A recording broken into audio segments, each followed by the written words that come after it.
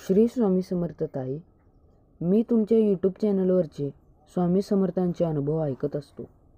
तुम्ही खूप छान अनुभव सांगता. ते भक्तांचे स्वअनुभव ऐकून आम्हाला स्वामी भक्ती करण्यास हुरूप येतो. आम्हाला स्वामींचा महिमा कळतो.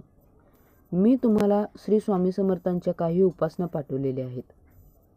त्यावर शक्य झाल्यास व्हिडिओ करा ताई. त्यामुळे या उपासना अनेक भक्तांपर्यंत पोहोचून त्यांना संकटातून मार्ग मिळेल. श्री गुरुदेव दत्त. श्री गणेशाय नमः. श्री कुलदेवताय नमः. श्री स्वामी समर्थ महाराज की जय. तर स्वामी भक्तांनो,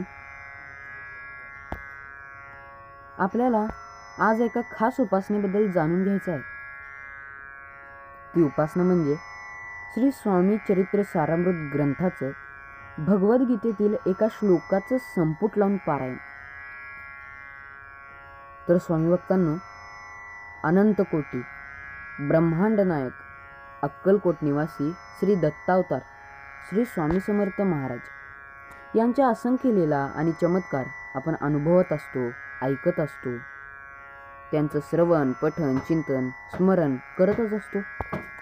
तर असंच श्री स्वामी समर्थ महाराजांच्या चरित्रामध्ये सांगितलं आहे की ज्या वेळेला श्री स्वामी समर्थ महाराज ब्रह्मलीन झाले, म्हणजे त्यांनी ज्या वेळेला आपला देह ठेवला, त्यावेळेला त्यांनी श्री भगवद्गीतेतील खालील श्लोक म्हटला.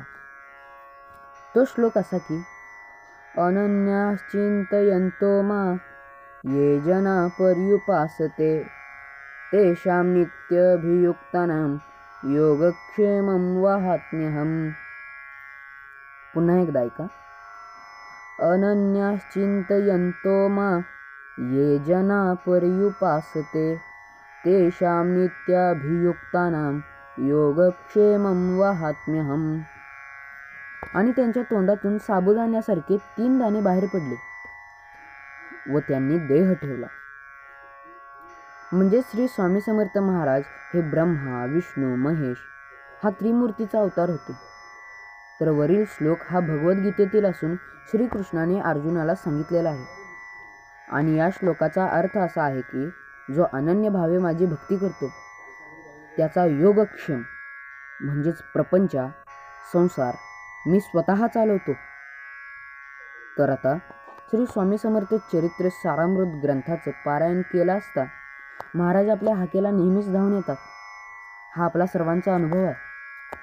पण भगवद्गीतेतील वरील श्लोकाचं संपुट लावून जर आपण श्री स्वामी समर्थ चरित्र सारामृताचं पारायण जरी केलं तर आपली इच्छा लवकर पूर्ण होते आणि आपला प्रपंच म्हणजे आपला संसार आणि संसारातील अडीअडचणी, दुःख असेल, कष्ट असेल, याची जबाबदारी स्वतः महाराजांवर असते. आपल्या संसारातील अडीअडचणींची जबाबदारी स्वतः श्री स्वामी समर्थ महाराज घेतात आणि ते त्यातून आपल्याला मार्ग काढून देतात, अशी भाविकांची श्रद्धा आहे. मग आता श्री स्वामी समर्थांना प्रार्थना करून आणि संकल्प सोडून खालीलप्रमाणे अध्यायांचं वाचन करावं. ही उपासना करण्याची पद्धत अशी की प्रथम 11, 21, 51 किंवा 1 माळ यथाशक्ती आपल्याला जमेल तसे भगवद्गीतेतील वरील मंत्र म्हणायचा आहे. नंतर स्वामी चरित्र सारामृतामधील अध्याय पहिला वाचायचा. नंतर पुन्हा 11, 21, 51 किंवा 1 माळ भगवद्गीतेतील वरील मंत्राचं पठण करायचं, वरील मंत्र म्हणायचा. याचप्रमाणे स्वामी चरित्र सारामृतामधील 21 अध्यायांचं वाचन करायचं. सध्याच्या धावपळीच्या युगामध्ये आपल्याला जर प्रत्येक अध्यायाच्या आधी आणि तो अध्याय वाचल्यानंतर भगवद्गीतेतील वरील मंत्राचा संपुट लावणे शक्य नसल्यास फक्त प्रत्येक अध्याय वाचायच्या आधी किंवा फक्त प्रत्येक अध्याय वाचल्यानंतर याप्रमाणे हे आपण भगवद्गीतेतील वरील मंत्राचं संपुट लावून पारायण उपासना करू शकतो. याप्रमाणे आपण आपल्या इच्छेनुसार यथाशक्ती 7 किंवा 11 किंवा 21 पारायण करायचं आहे. पण एक मात्र लक्षात ठेवा, पारायण करताना ग्लासमध्ये पाणी भरून घ्यायचं आहे आणि पारायण पूर्ण झाल्यानंतर ते तीर्थ सगळ्यांनी घ्यावं. पारायणाचे अनुष्ठान पूर्ण झाल्यानंतर उद्यापन करायचं आहे.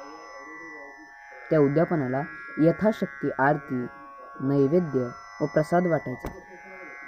तर स्वामी भक्तांनो, ज्याप्रमाणे श्री गुरुचरित्र असेल, श्री दुर्गा सप्तशती असेल, श्री दासबोध असेल, श्री गजानन विजय असेल, त्या ग्रंथाचे पारायण त्वरित इच्छापूर्तीसाठी एखाद्या अध्यायाचं किंवा एखाद्या ओवीचं संपुट लावून केलं जातं, त्याचप्रमाणे आपल्या स्वामींच्या श्री स्वामीचरित्र सारामृत ग्रंथाचं पारायणही भगवद्गीतेतील त्या मंत्राचं संपुट लावून भक्त मंडळी अत्यंत श्रद्धेने करतात आणि आपले महाराज त्यांच्या हाकेला धावून येतात, अशी भाविकांची अपार श्रद्धा आहे.